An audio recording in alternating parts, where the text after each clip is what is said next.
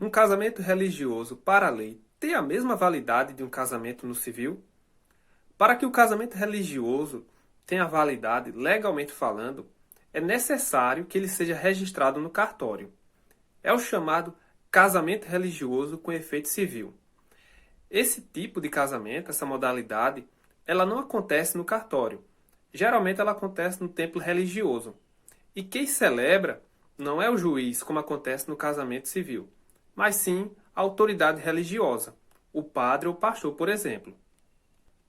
E o que os noivos têm que fazer para se casar nessa modalidade? Primeiro, eles têm que se dirigir ao cartório, tá certo? E dar entrada no processo de habilitação. E o que é esse processo de habilitação? Para que ele serve? Esse processo de habilitação, ele serve para avaliar se há algum impedimento legal entre os noivos para a realização do casamento, ou seja, para verificar se há algum impedimento legal entre os noivos, ou seja, algum motivo que impeça o casamento entre eles. Em determinadas situações, a lei proíbe que certas pessoas elas contraiam o casamento, mas isso é um tema que eu vou falar em um outro momento. Se não houver nenhum impedimento entre os noivos, se não ficar constatado nenhum impedimento entre eles, após 30 dias, o cartório ele vai expedir uma certidão chamada certidão de habilitação. Essa certidão ela diz que não há nenhum impedimento entre os noivos e que eles podem contrair casamento. Bem, essa certidão ela deve ser entregue à autoridade religiosa antes da celebração do casamento. Depois da realização da cerimônia religiosa, os noivos eles vão receber um documento.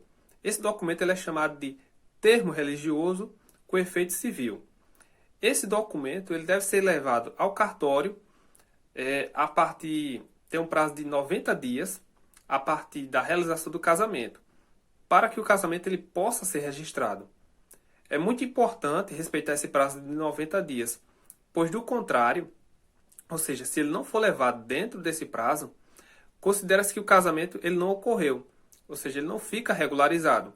É como se ele não tivesse acontecido, tá certo? E o casal, ou seja, os noivos, né, eles continuam solteiros. Além dessa hipótese, dessa situação em que primeiro os noivos eles dão entrada no processo de habilitação e depois eles casam, também é possível eles casarem, ou seja, realiza-se o casamento religioso e depois eles dão entrada no processo de habilitação e o casamento ele é registrado no cartório. Para isso, basta que após a realização do casamento, da cerimônia religiosa, os noivos eles se dirijam ao cartório e apresentem o termo religioso com efeitos civis, o requerimento de registro e 2 testemunhas. E qual o prazo que os noivos têm para se dirigir ao cartório e fazer esse requerimento? Bem, eles têm um prazo de 30 dias a partir da realização do casamento. Não havendo nenhum impedimento legal entre eles, o casamento ele é registrado. Um detalhe interessante nessa situação é em relação à data que vai constar na certidão de casamento. Uma vez que o casamento ele é realizado em um dia, o casamento religioso, e só depois os noivos eles se dirigem ao cartório para registrar o casamento. Então, a data que vai constar na certidão de casamento é a data de celebração do casamento religioso. Então, pessoal, como vocês haviam pedido lá nas enquetes, esse é o vídeo que eu fiz sobre casamento, certo? Casamento religioso com efeitos civis. Espero que tenham gostado, tá certo? Se vocês acham que ele pode ser interessante para mais alguém, compartilhe. Tchau e até o próximo vídeo.